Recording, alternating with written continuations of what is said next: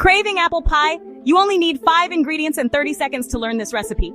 Slice 5 fresh apples and toss them with half a cup of sugar and 1 teaspoon of cinnamon.